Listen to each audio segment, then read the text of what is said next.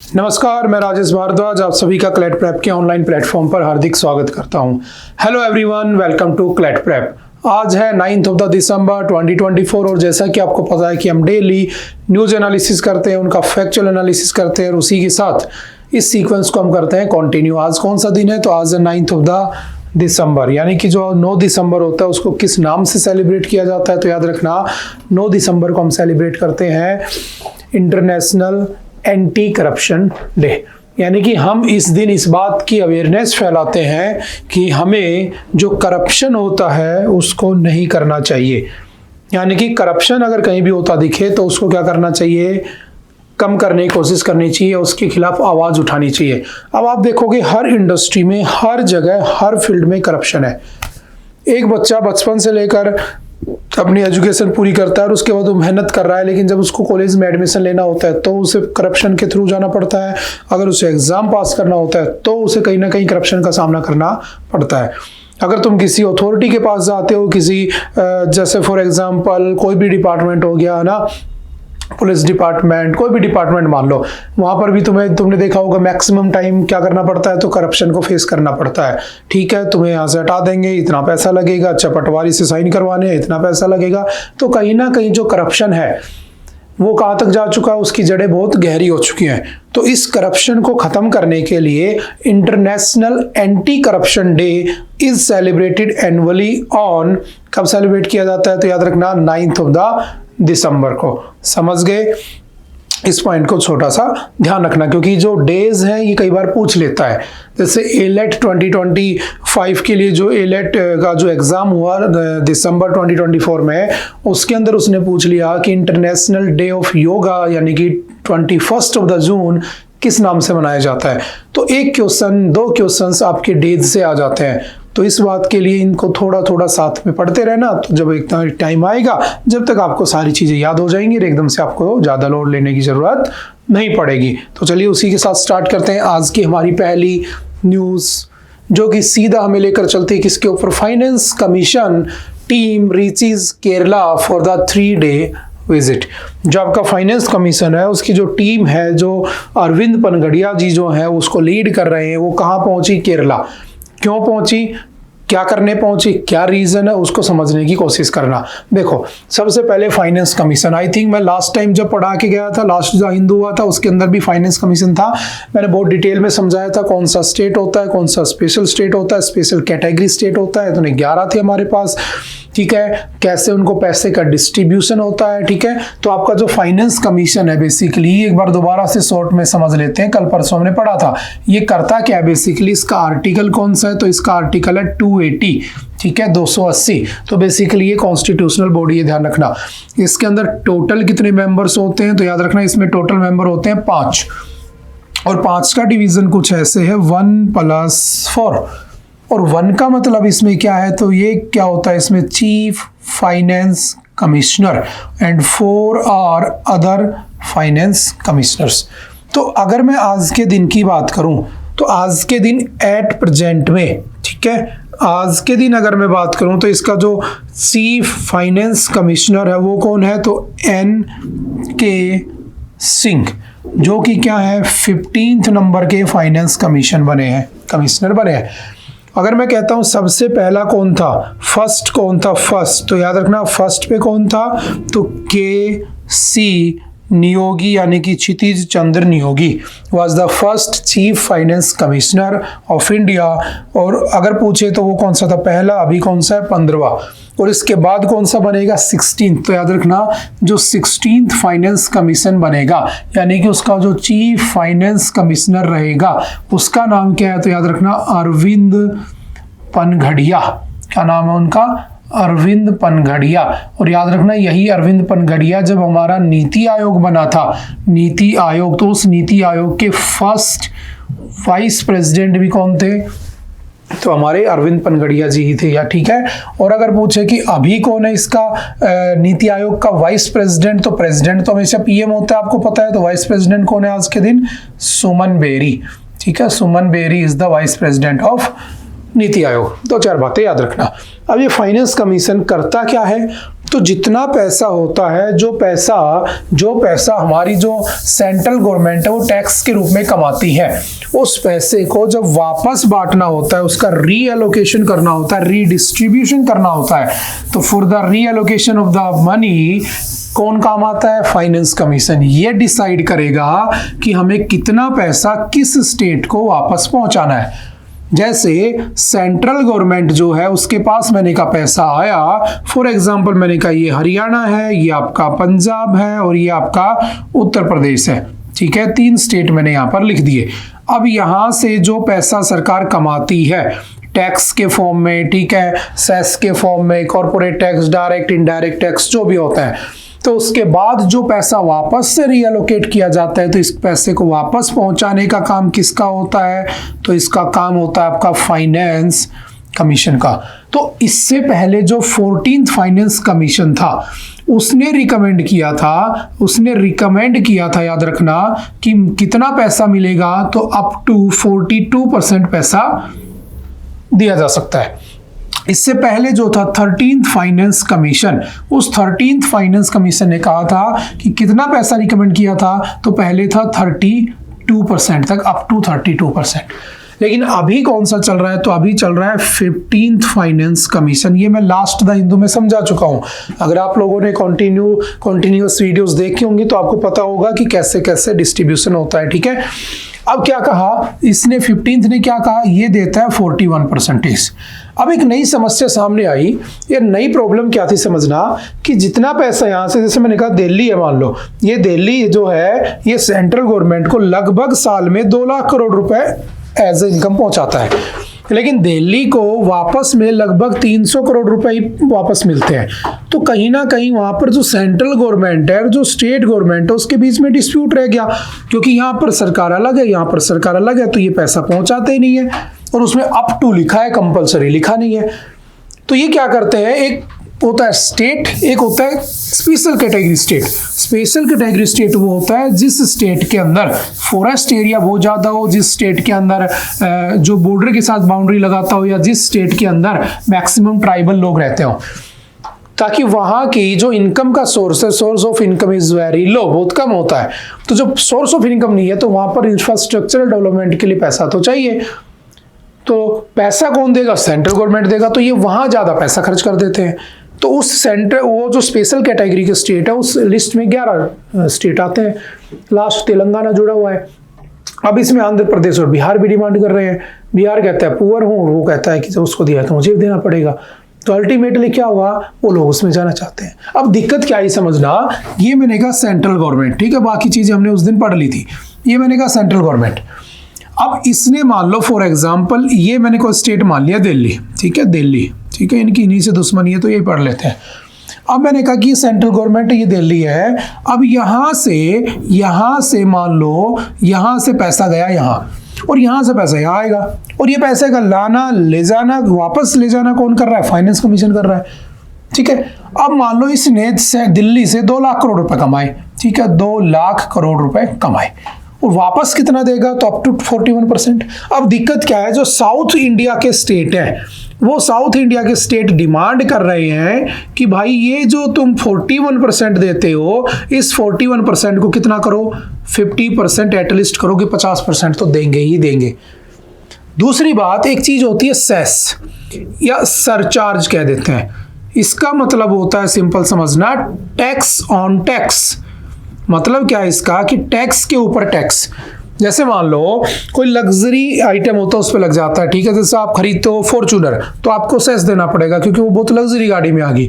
आप खरीदते हो BMW, ऑडी तो आ गई। आप खरीदते हो मान लो कोई भी मारुति की गाड़ी छोटी 10-12 लाख रुपए की, तो नहीं देना पड़ेगा। तो बेसिकली क्या है, जो लग्जरी आइटम्स उस पर लग जाता है। जैसे मान लो किसी की सैलरी 20 लाख को एक्सीड कर रही है ईयरली। अब मान लो उसने 20 लाख के ऊपर फॉर एग्जाम्पल मान लो उसने 30% टैक्स दिया। अब उसका, जैसे इसकी कैलकुलेशन, जस्ट इसके एग्जांपल को समझ लो, किसी की 1 लाख रुपए तनख्वाह है, जस्ट इसको कंपेयर करके बता रहा हूं मैं, ठीक है, अब इजीली समझ जाओगे। इसको मैंने 1 लाख मान लिया, और इसके ऊपर इसको 30% टैक्स देना पड़ेगा। तो 30% टैक्स कितना हो गया इसका, निकल गया 30,000 रुपए। अब इसको अलग से 3% टैक्स देना पड़ेगा, फॉर एग्जाम्पल किसके नाम पर, सेस के नाम पर। तो हुआ क्या कि इसने 1 लाख पे 30% तो दिया, उस 30% पे भी ये 3% देगा, यानी कि उस 30,000 के ऊपर इससे 3% टैक्स और ले लिया जाएगा। तो बेसिकली ये जो एक्स्ट्रा पैसा है ना, ये जो सेस के रूप में सरकार कमाती है, ये सेस का पैसा डायरेक्टली जाता है सेंट्रल गवर्नमेंट के पास और ये पैसा वापस रिटर्न नहीं किया जाता है। ये कंप्लीटली पैसा हो गया सेंट्रल गवर्नमेंट का। ये जो पैसा था इसका कुछ परसेंटेज वापस दे देते हैं। तो अब सेंट्रल गवर्नमेंट चाहती है कि उसके पास पैसा बढ़े, है ना, उसका खजाना भरा रहे। तो उसने क्या किया, लोगों के ऊपर सेस लगाने शुरू कर दिए, आइटम्स पे सेस ज्यादा बढ़ा दिए। अब सोचो, सेस लगाने से उसका पैसा तो सेंटर के पास जा रहा है, स्टेट के पास तो आ ही नहीं रहा।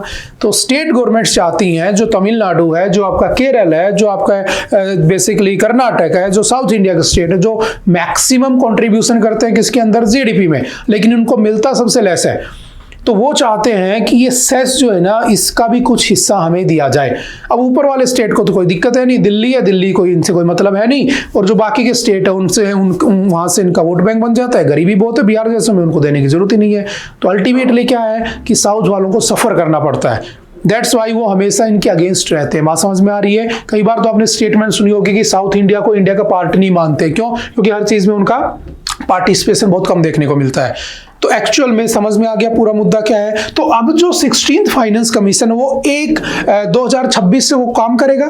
जब 2026 से काम करेगा तो वो हर स्टेट में जाके विजिट कर रहे हैं, वहां के सेंट्रल गवर्नमेंट से मिल रहे हैं, वहां के फाइनेंस मिनिस्टर से मिल रहे हैं, स्टेट फाइनेंस मिनिस्टर से, कि कैसे कैसे चीजें चल रही है, तुम क्या चाहते हो, कितना डेफिसिट तुम्हें चाहिए, कितना तुम्हें पैसा चाहिए, वो सारी की सारी यहाँ पर बातें हो रही है। क्योंकि पिछले 5 साल का क्या है, जो फिस्कल अवार्ड्स है वो अभी तक बाकी है उनके, तो किस रिकमेंडेशन पे उनको दिए जाएंगे, उन सब के लिए वो मीटिंग करते घूम रहे हैं। कल परसों वो किसी दूसरे स्टेट में थे, आज किसमें, केरला में है। ये चीज मैं उस दिन भी समझा चुका हूं, ये चीज हमने दोबारा भी समझ ली। आई थिंक आपको बात समझ में आ गई होगी। हम बढ़ लेते हैं दूसरे पेज पर। जैसे इनकम, ठीक है, रिवेन्यू शेयरिंग फॉर्मूलाज क्या है 14th एंड 15th का, तो ये उस दिन भी मैंने समझाया था, आज भी वही की वही बातें लिखी हुई है। बढ़ते हैं next. Get analysis leads to arrest of 7-month-old rapist in Bengal. देखो, बंगाल के अंदर कुछ टाइम पहले आपने देखा होगा एक केस हुआ था, जिसके बाद अपराजिता बिल आया था, ठीक है, जिसमें जो हॉस्पिटल नर्स थी उसका रेप किया जाता है, ठीक है। उसके बाद बहुत सारा कैंडल मार्च हुआ, और उसके बाद देखो आज सब कुछ खत्म हो गया, फिर कोई रेप होगा, फिर कोई कैंडल मार्च हो जाएगा। तो ये सब चलता रहता है, क्योंकि सरकार इसके लिए कोई भी काम नहीं करती। क्योंकि जो मिनिस्टर्स हैं उनमें 50% से ज़्यादा मिनिस्टर्स के ऊपर तो पार्लियामेंट में जो बैठते हैं उनके ऊपर खुद रेप के या फिर कह सकता हूँ सेक्सुअल हरासमेंट के केस हैं। तो हम एज ए कॉमन पीपल इस बात की उम्मीद ही नहीं कर सकते कि हमें कुछ बेनिफिट मिलने वाला है। वो साइड की बात है, ठीक है। मेन स्ट्रीम लाइन में चलते हैं। हुआ क्या कि वेस्ट बंगाल के अंदर एक 7 महीने का, आप समझ सकते हो, 7 महीने का बच्चा है, बच्ची, उसके साथ रेप होता है, ठीक है। तो जो रेपिस्ट था उसको पकड़ना बहुत मुश्किल था। हालांकि वो बच्चा अभी स्टेबल है, द हिंदू में आपने पढ़ा होगा, उसकी कंडीशन ठीक है ना, आउट ऑफ डेंजर है। लेकिन हुआ तो बहुत गलत काम ना। अब 7 महीने के बच्चे आप सोच भी नहीं सकते हो बेसिकली, उसके साथ वो रेप करता है, वो पकड़ा कैसे गया।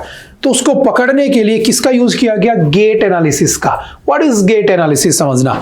होता क्या है इसके अंदर, जब हम चलते हैं तो हमारे पैरों की जो मूवमेंट होती है ना, उस पैरों की मूवमेंट को नोटिस किया जाता है। जैसे जब हम चलते हैं तो जो हमारा पैर होता है वो 60%, जब हम चल रहे होते हैं तो 60% हमारा पैर कहां पर होता है, जमीन के ऊपर होता है, 40% हमारा पैर हवा के अंदर होता है, ठीक है।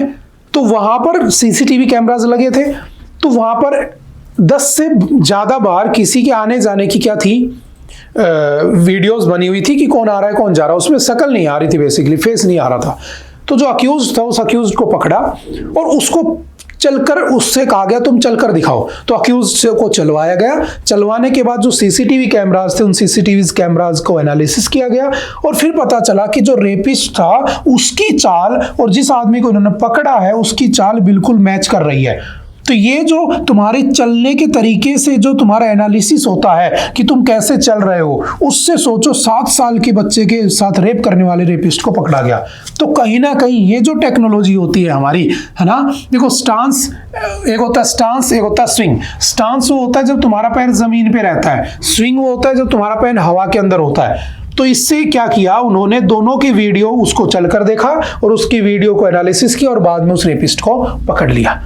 तो कहीं ना कहीं ये जो तरीका था ये क्या हुआ, हमारे को काम आया। किसके काम आया, इसमें आपके हिप की जो बोन्स होती है वो सारी की मूवमेंट चेक की जाती है, आपकी जो नी बोन्स होती है वो, और आपकी जो एंकल बोन्स होती है उन सारी मूवमेंट को क्या किया जाता है, चेक किया जाता है, एनालिसिस किया जाता है। उसके बाद पता लगाया जा सकता है कौन था कौन नहीं था। तो कहीं ना कहीं ये एक अच्छी चीज भी है। तो बात इसकी नहीं है, बात किसकी है, दोबारा से रेप की बात आ गई। फिर आप पढ़ोगे 0 FIR 2012 में आया था जब निर्भया रेप केस हुआ था। इस बार कौन सा बिल आया था, अपराजिता बिल आया था। कहां पर आया था, वेस्ट बंगाल में, जो उनका रेप हुआ था। ठीक है, तो बेसिकली उसके बाद मार दिया गया था, आपने देखा होगा। तो बेसिकली ये सारी चीजें ध्यान रखना, आपसे पूछ लेगा recently gait analysis was seen in the news, किससे रिलेट करता है, तो आप समझ सकते हो क्या होता है। उसके अंदर आपके पैरों की मूवमेंट को डिटेक्ट किया जाता है, to detect any abnormalities in the locomotion. चलते हैं next. Centre to setup anti drone unit to secure border with Pakistan says Amit Shah. Amit Shah कौन है हमारे, तो होम मिनिस्टर, आप जानते हो। इन्होंने क्या कहा कि हमें एक यूनिट बनानी है जिसका नाम है anti drone unit. Anti drone unit का मतलब यह है कि अगर कोई ड्रोन हमारी एरिया में उड़ते हुए आ रहा है तो हमें उसको क्या करना है, क्रैश करना है, पकड़ना है। ठीक है, क्योंकि ड्रोन्स का यूज किसी भी काम के लिए हो सकता है। हालांकि शादियों में तुमने देखा होगा वीडियो बनाने के लिए, वो सब बाद की बातें हैं। हमारी फोर्सेस के लिए, हमारे सिक्योरिटीज के लिए सबसे बड़ा चैलेंज है ये कि दुश्मन के एरिया से कभी भी ड्रोन आ जाते हैं, उनके अंदर हो सकता है कुछ एक्सप्लोजिव भी हो और उससे हमारे यहाँ नुकसान भी हो सकता है। तो हमारा जो सबसे प्यारा पड़ोसी, हमारा जो प्रेमी है पड़ोसी, कौन सा, छोटा बच्चा जो है वो कौन है, पाकिस्तान। वो ऐसी हरकतें करता रहता है। तो अल्टीमेटली उसको टैकल करने के लिए हमारे पास एक एंटी ड्रोन यूनिट होना चाहिए। ऐसा किसका कहना है, हमारे होम मिनिस्टर अमित शाह जी का कहना है। समझ गए पूरा मुद्दा क्या है। अब देखो, कॉम्प्रिहेंसिव एंटी ड्रोन यूनिट बनाने की बात की जा रही है। बेसिकली पाकिस्तान से हमें ज्यादा दिक्कत है, या फिर कह सकते हो बांग्लादेश। ठीक है, comprehensive integrated border management system, क्या नाम रखा गया इसका, CIBMS। आपसे पूछ लेगा recently CIBMS was seen in the news, what is this. तो याद रखना comprehensive integrated border management system. ठीक है, बेसिकली किसके ऊपर, इंडिया और पाकिस्तान बॉर्डर पे या फिर बांग्लादेश पे। आप लोगों को पता है कि हमारे कितने पड़ोसी देश हैं, 7 पड़ोसी देश हैं। कौन कौन से, तो बचपन MBA, मतलब बांग्लादेश है, चाइना है, ठीक है, पाकिस्तान है, नेपाल है, ठीक है, म्यांमार है, उसके बाद भूटान है और उसके बाद अफगानिस्तान है। जो सबसे ज्यादा बाउंड्री शेयर करता है वो कौन है, Bangladesh. Bangladesh shares maximum boundary with Indian territory या विद इंडिया। कितनी, 4096.7 किलोमीटर। सबसे कम कौन करता है, तो मिनिमम बाउंड्री कौन शेयर करता है, तो सबसे कम कौन करता है, याद रखना Afghanistan. And Afghanistan shares boundary approximately लगभग 106 किलोमीटर बाउंड्री शेयर करता है। चाइना है, चाइना 3488 किलोमीटर करता है। पाकिस्तान है, पाकिस्तान लगभग 2233 किलोमीटर या 2289 के आसपास शेयर करता है। ठीक है, सिंपल सा याद रखना। तो आई थिंक समझ गए होगे क्या मैटर है क्या नहीं है। ठीक है, जैसे एक प्रोग्राम और चलाया गया था जिसका नाम था वाइब्रेंट विलेज प्रोग्राम। अगर मैं बॉर्डर्स की बात कर रहा हूं तो हमें ये थोड़ा सा पता होना चाहिए। बताओ मुझे, what is vibrant village programme. ठीक है, what is vibrant village programme. देखो समझना ध्यान से, मैंने कहा बॉर्डर एरियाज के ऊपर मुझे इंफ्रास्ट्रक्चर बहुत अच्छा चाहिए। क्यों चाहिए मुझे इंफ्रास्ट्रक्चर, ठीक है, मुझे वहां पर लाइट की व्यवस्था भी चाहिए, मुझे वहां पर हर चीज चाहिए, रोड ये सब, है ना। मान लो पाकिस्तान से लड़ाई हुई और पाकिस्तान ने अटैक मार दिया जम्मू कश्मीर वाले इलाके पे, और वहां पर इंफ्रास्ट्रक्चर डेवलपमेंट नहीं है, रोड कनेक्टिविटी अच्छी नहीं है। आर्मी जब तक पहुंची उसने 5, 10, 15 गांव कब्जा लिए। तो ऐसा तो नहीं होना चाहिए। या मान लो कोई टूरिस्ट है वो घूमना चाहता है, जैसे बाघा बॉर्डर देखने बहुत सारे लोग जाते हैं, तो वहाँ पर होटल्स की फैसिलिटी होनी चाहिए, कनेक्टिविटी अच्छी होनी चाहिए, लोगों का आना जाना इजीली होना चाहिए। तो इसके लिए एक प्रोग्राम आया था वाइब्रेंट विलेज प्रोग्राम। तो याद रखना vibrant village programme was dedicated for the infrastructure development at the border areas या नियर बाय बॉर्डर एरियाज। ठीक है, in this mission vibrant village programme it was कितने रुपए का था, लगभग 48,000 करोड़ रुपीस के आसपास का प्रोजेक्ट था, याद रखना। ठीक है, ये अमित शाह जी ने ही लॉन्च किया था लास्ट ईयर 2023 का प्रोग्राम है। ठीक है, सिंपल सा याद रखना।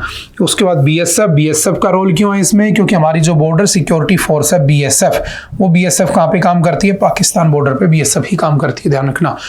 तो उसके लिए भी हमें देखो, पिछले अगर साल की बात, इस साल की अगर मैं बात करूं तो 2024 में लगभग 260 ड्रोन्स हमने पाकिस्तान के पकड़े हैं।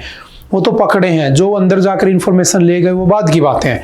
ठीक है, तो इस डाटा लीकेज को बचाने के लिए, इस सिक्योरिटी पर्पज से हमें किसकी नीड है?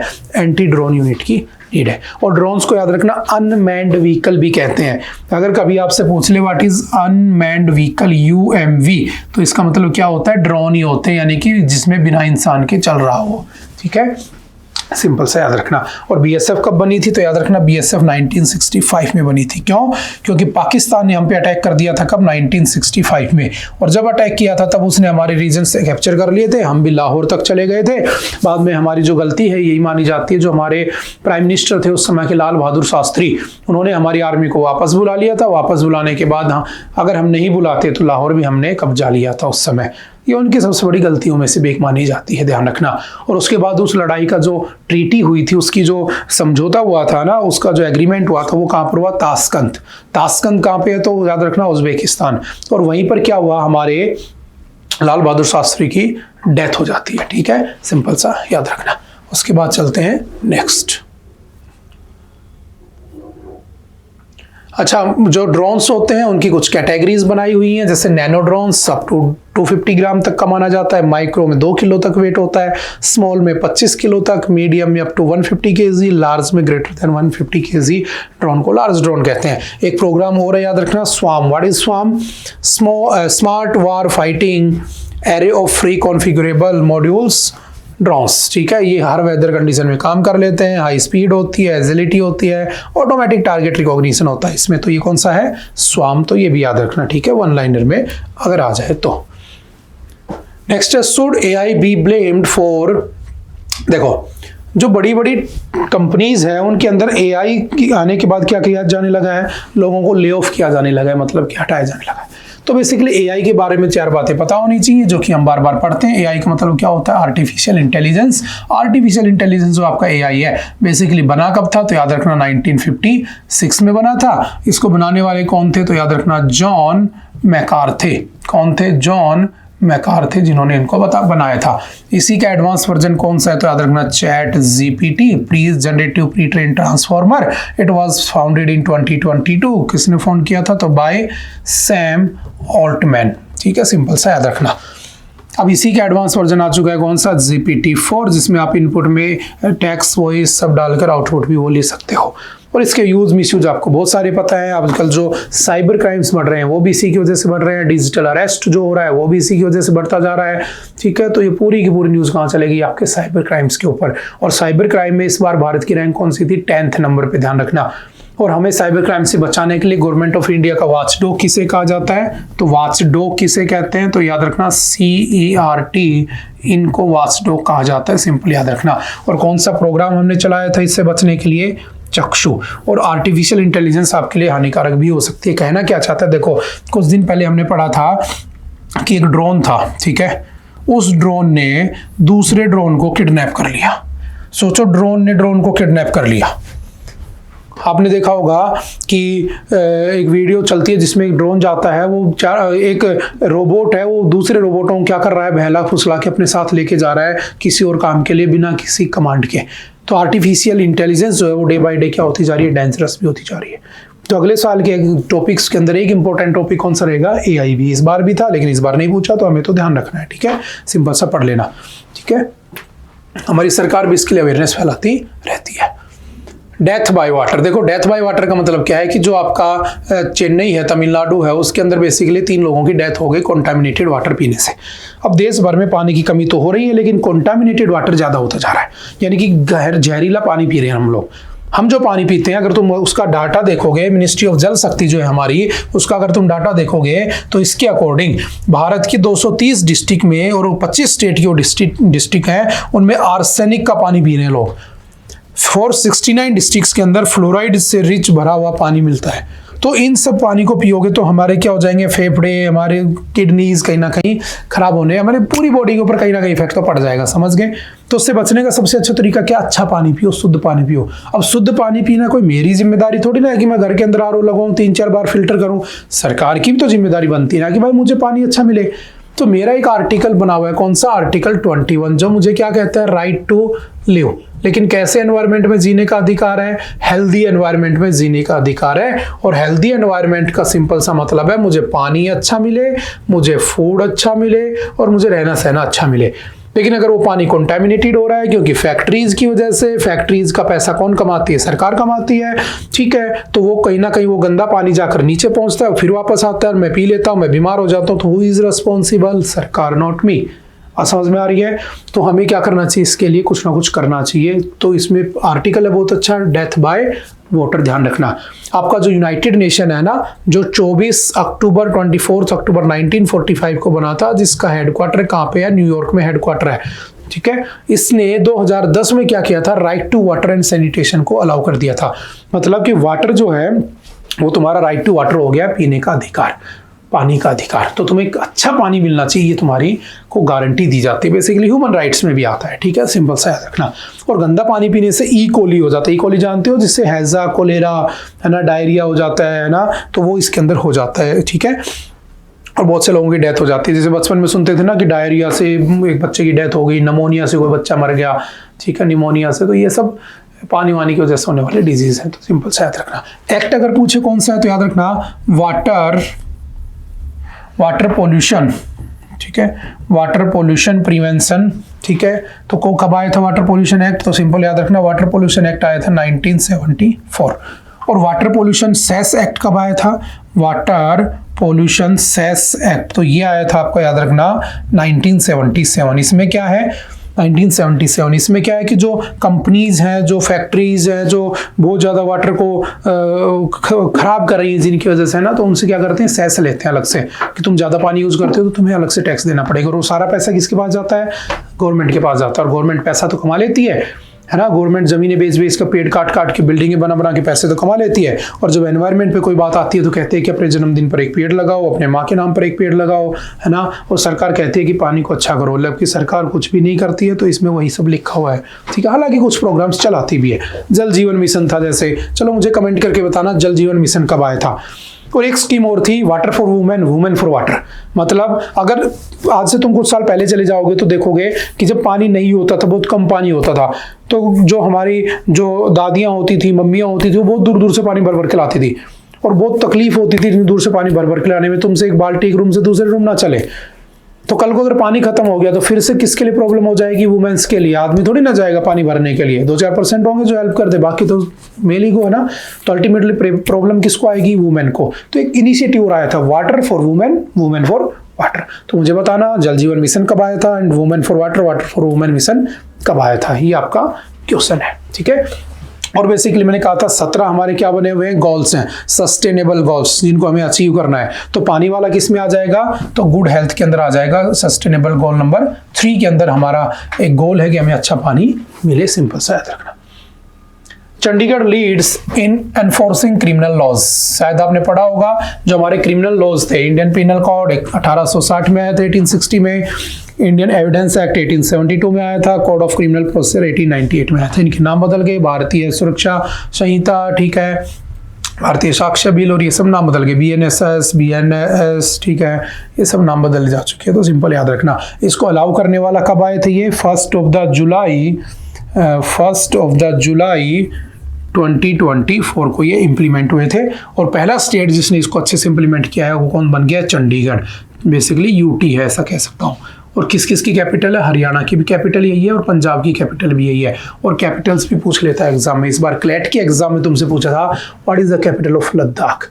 तो ऐसे छोटे छोटे क्वेश्चन भी आ जाते हैं, ध्यान रखना, तो पढ़ते रहना, ठीक है। यहाँ पर क्या किया चंडीगढ़ ने, एक चित्र खोजी नाम का क्या किया है, बेसिकली इसी के अंडर में, इंडियन पिनल कोड के अंदर में क्या किया गया है, जो चित्र खोजी नाम का एक इनिशिएटिव स्टार्ट किया गया, जिसमें लगभग 1 करोड़ क्रिमिनल जो हैं उनकी फोटो अपलोड कर दी गई है, ताकि कहीं पर कोई क्राइम हो तो उनको पकड़ने में आसानी हो, ठीक है। 14 0 FIR लिखी गई है इस बार चंडीगढ़ में। 0 FIR कब आई थी, तो याद रखना 2012 में। कौन लेकर आया था, जस्टिस वर्मा कमेटी, ठीक है। निर्भया रेप केस के बाद बनी थी जस्टिस निर्भया कमेटी। यानी कि अगर तुम उसी जगह पर क्राइम होता है और तुम रिपोर्ट नहीं लिखवा पाते उसके डर से, या पुलिस वाले रिपोर्ट नहीं लिख पा रहे हैं, तो तुम क्या करो, किसी दूसरी लोकेशन पे जाकर FIR लॉन्च करा सकते हो। इसे हम 0 FIR कहते हैं। ये कब आया था? निर्भया रेप केस के बाद।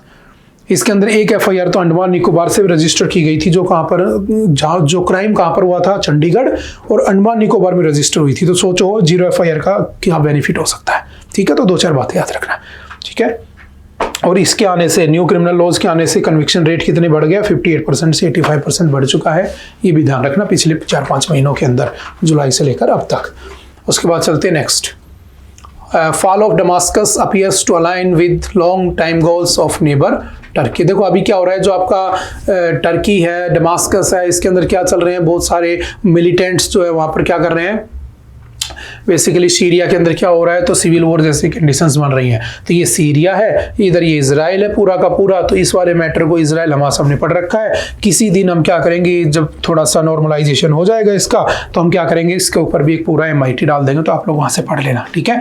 तो सीरिया कैपिटल क्या है? डमास्कस। और वहाँ पर क्या हो रहा है आपका, बेसिकली मिलिटेंट्स का क्या चल रहा है, रेबल्स चल रहा है, और कुछ नहीं है। Central team visit Tamil Nadu Puducherry to take stock of the cyclone Fengal. देखो जो साइक्लोन फिंगल अभी आया था, आप लोगों ने साइक्लोन पढ़ा हुआ है, मैंने कई बार पढ़ा रखा है। साइक्लोन की कंडीशन क्या होती है कि जो टेम्परेचर एवरेज वो कितना होना चाहिए, 27 डिग्री सेल्सियस प्लस होना चाहिए।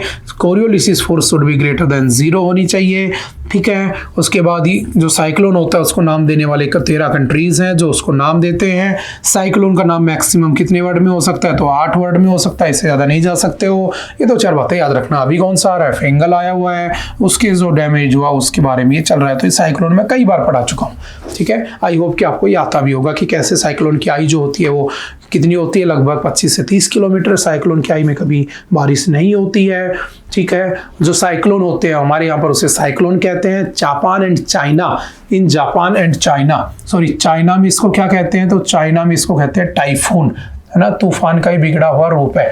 इसको जापान और आपके उसमें ऑस्ट्रेलिया में, सॉरी ऑस्ट्रेलिया में इसे क्या कहा जाता है, तो इसे कहते हैं, याद रखना, विली विली। क्या कहा जाता है, विली विली, ठीक है। आपसे पूछेगा इसको हमारे यहाँ क्या कहते हैं, तो साइक्लोन कहते हैं। अगर पूछे अमेरिका में क्या कहते हैं, तो याद रखना इसको अमेरिका में टोरपेडो, या फिर इसको क्या कहा जाता है, तो सिंपल याद रखना हरिकेन कह देते हैं। क्या कह देते हैं, हरिकेन कह देते हैं, ठीक है। काफी बार पढ़ा हुआ है, ठीक है। उसके बाद चलते हैं नेक्स्ट।